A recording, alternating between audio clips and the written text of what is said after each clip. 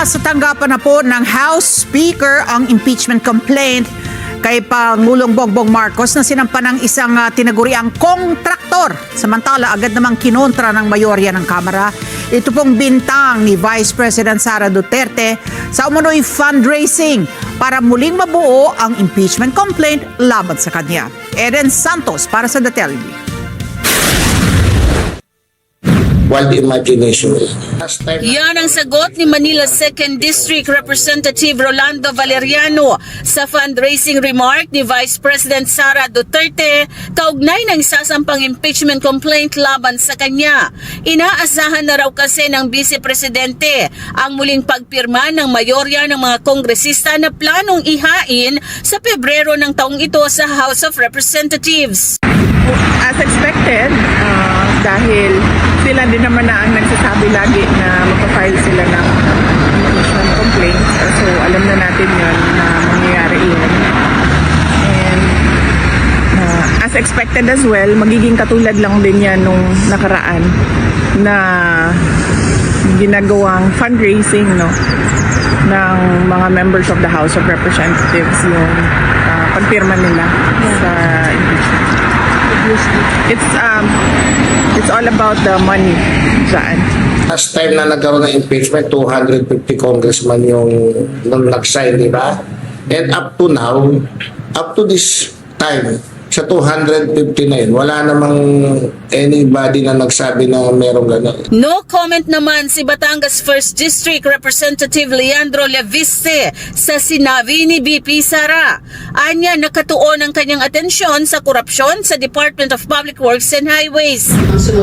Ayokong mag-impute ng motibo bakit ang iba ay nabibigyan ng budget o allocable o allowance o bonus.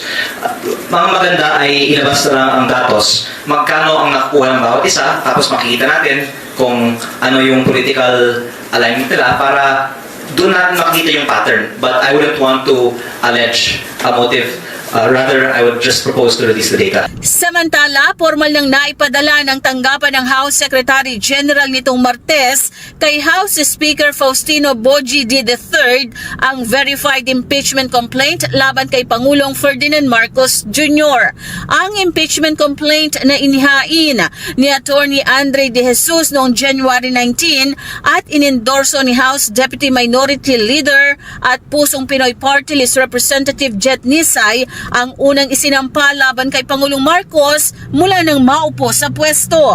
Hindi naman naniniwala si Valeriano na kakampi ng administrasyon ang nagsampa ng impeachment kay PBBM.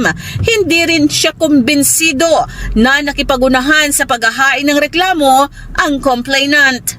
Marami nagsasabi, paano ba? Bakit daw yung nag-file, kakampi, or what, diba? Akin naman doon, wala namang timetable yung yung impeachment niya. Inunahan lang, ba't di kayo nakipag-unahan kung sino man yung di ba?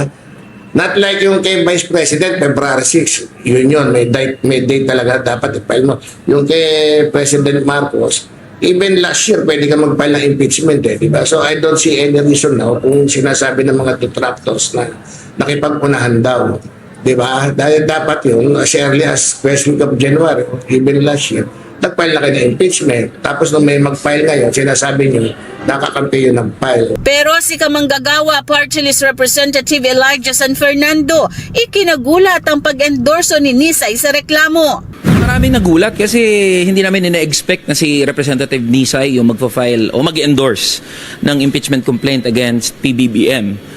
There are other vocal members of the minority na alam naman natin na nagpaplano. Nandyan yung mga taga-Makabayan Bloc na nagsabi na magpa-file sila ng impeachment complaint against PBBM. Pero we were caught off guard na si Representative Nisay ang nag-endorse nitong impeachment complaint. Tiniyak naman nito na titignan at pag-aaralan niyang mabuti ang merito ng complaint. So titignan natin yan. Ngayon, kung nakikita ng ating mga kasamahan dito sa House of Representatives na baka mamaya ito ay isinampa lang for the sake na may maisampa at maproteksyonan si PBBM from any other impeachment complaints, susuriin at titignan natin yan. Pero ang pakiusap natin at ang ating hope ay sana hindi nito mapigilan yung iba pa ng mga impeachment complaint or impeachment processes against any other impeachable officials. Bukas ay nakatakdang ihain ng mga militanteng kongresista ang isa pang impeachment complaint laban kay Pangulong Marcos.